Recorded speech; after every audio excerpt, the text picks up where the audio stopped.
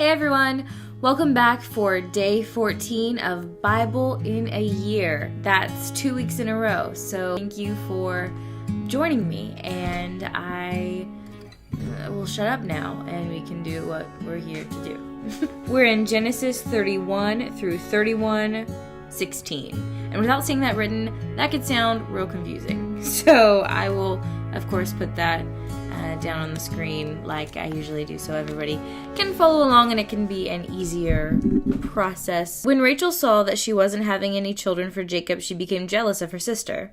She pleaded with Jacob, "Give me children or I'll die." Dramatic. Then Jacob became furious with Rachel. "Am I God?" he asked. "He's the one who has kept you from having children." Then Rachel told him, "Take my maid Bilhah and sleep with her.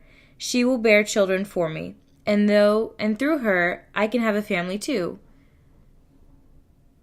Is this just like Abraham's story all over again? You think you'd learn. So Rachel gave her servant Bilhah to Jacob as a wife, and he slept with her. Bilhah became pregnant and presented him with a son. Rachel named him Dan, for she said, "God has vindicated me. He has heard my request and given me a son." Then Bilhah became pregnant again and gave Jacob a second son, and Rachel named him Naphtali, which she said, "I have struggled hard with my sister and I am winning." That's awesome.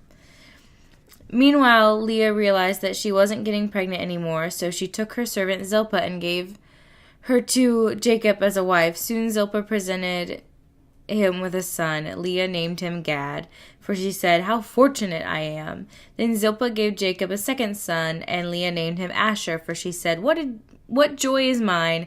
Now the other women will celebrate with me." One day, during the wheat harvest, Reuben found some mandrakes growing in the field and brought them to his mother Leah. Rachel begged Leah, "Please give me some of your son's mandrakes."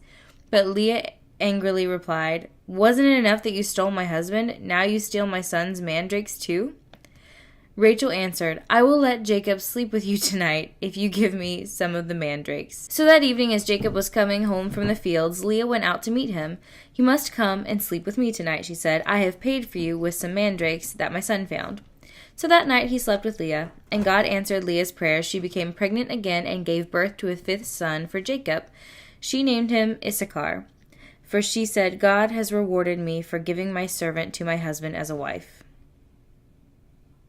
That's how that works. Then Leah became pregnant again and gave birth to a sixth son for Jacob. She named him Zebulun, for she said, "God has given me a good reward. Now my husband will treat me with respect, for I have given him 6 sons. Later she gave birth to a daughter and named her Dinah. Then God remembered Rachel's plight and answered her prayers by enabling her to have children. She became pregnant and gave birth to a son. "God has removed my disgrace," she said. She named him Joseph, for she said, "May the Lord add yet another son to my family." Soon after Rachel had given birth to Joseph, Jacob said to Laban, "Please release me so I can go home to my own country. Let me take my wives and children. I have earned them by serving you, and let me be on my way. You certainly know how hard I have worked for you."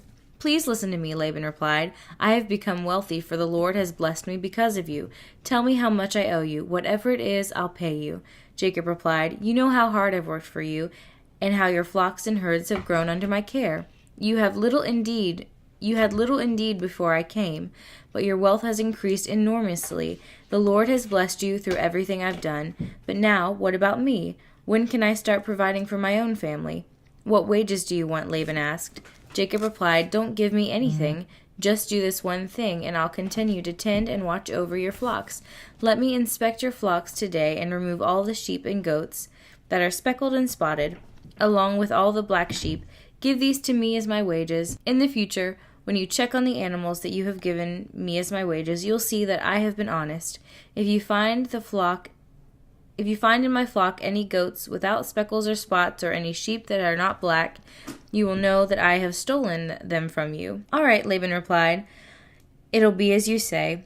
But that very day Laban went out and removed all the male goats that were streaked and spotted, all the female goats that were speckled and spotted had white patches, and all the black sheep. He placed them in the care of his own sons, who took them a 3 days' journey from where Jacob was. Meanwhile, Jacob stayed and cared for the rest of Laban's flock. Then Jacob took some fresh branches from poplar, almond, and plane trees and peeled off strips of bark, making white streaks on them. Then he placed these peeled branches in the watering troughs where the flocks came to drink, for that was where they mated. And when they mated in front of the white streaked branches, they gave birth to young that was streaked, speckled, and spotted. Jacob separated those lambs from Laban's flock to face Laban's animals that were now streaked or black. This is how he built his own flock instead of increasing Laban's. Whenever the stronger females were ready to mate, Jacob would place the peeled branches in the watering troughs in front of them. Then they would mate in front of the branches. But he didn't do this with the weaker ones, so the weaker lambs belonged to Laban, and the stronger ones were Jacob's. As a result, Jacob became very wealthy, with large flocks of sheep and goats, female and male servants, and many camels and donkeys. Chapter 31, verse 1. But Jacob soon learned that Laban's sons were grumbling about him. Jacob has robbed our father of everything, they said. He has gained all his wealth at our father's expense. And Jacob began to notice a change in Laban's attitude toward him. Then the Lord said to Jacob, "Return to the land of your father and grandfather and your relatives there, and I will be with you." So Jacob called Rachel and Leah out to the field where he was watching his flock. He said to them, "I have noticed that your father's attitude toward me has changed, but the God of my father has been with me. You know how hard I have worked for your father, but he has cheated me, changed my wages 10 times, but God has not allowed him to do me any harm. For if he had, the speckled animals... For he said, 'The speckled animals will be your wages.' The whole flock began to produce speckled young, and when he changed his mind and said, 'The striped animals will be your wages,' then the whole flock produced striped young in this way. God has taken your father's animals and given them to me. One time during the mating season I had a dream and saw that the male goats mating with the females were streaked, speckled, and spotted. Then in my dream the angel of God said to me, 'Jacob,' and I replied, 'Yes, here I am.' The angel said, 'Look up, and you will see that only the streaked, speckled, and spotted males are mating with the females of your flock. For I have seen how Laban has treated you.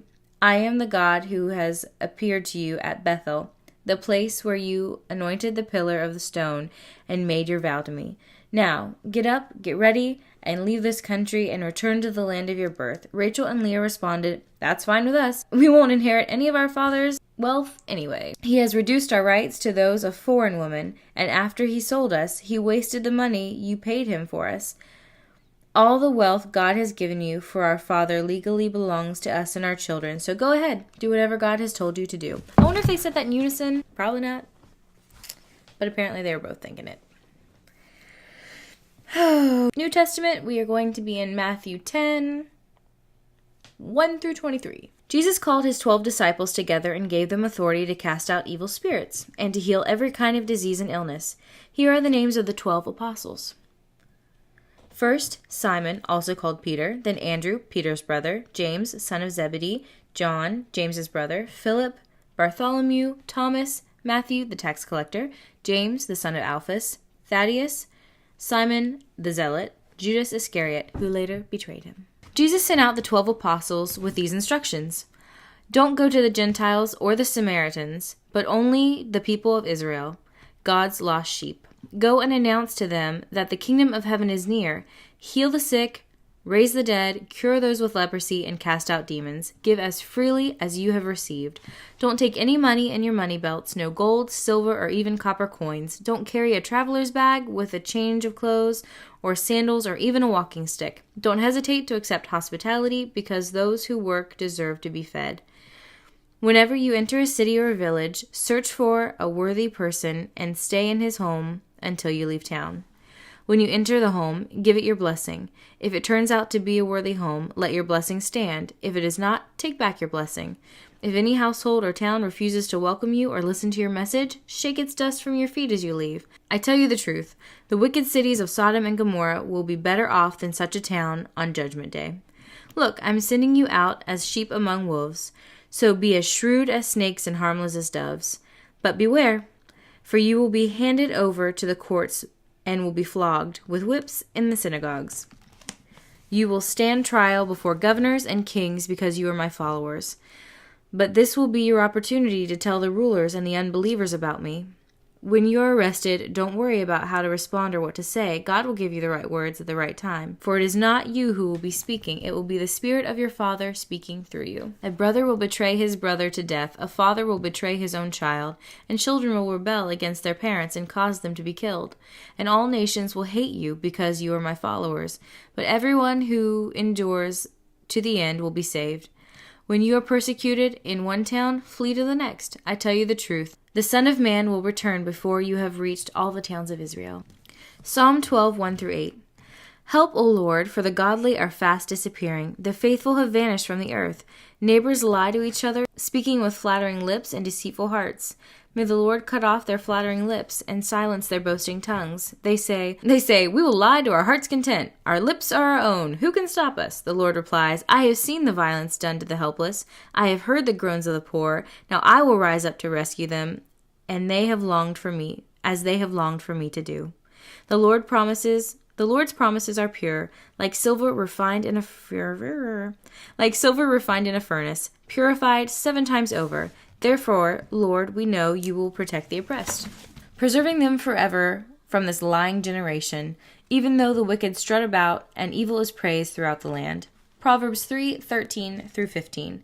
Joyful is the person who finds wisdom, the one who gains understanding, for wisdom is more profitable than silver, and her wages are better than gold. Wisdom is more precious than rubies. Nothing you desire can compare with her. All right, that is day 14 coming to a close. Thank you for watching. If this is your first time checking out Bible in a Year, I encourage you to go back and catch up with us.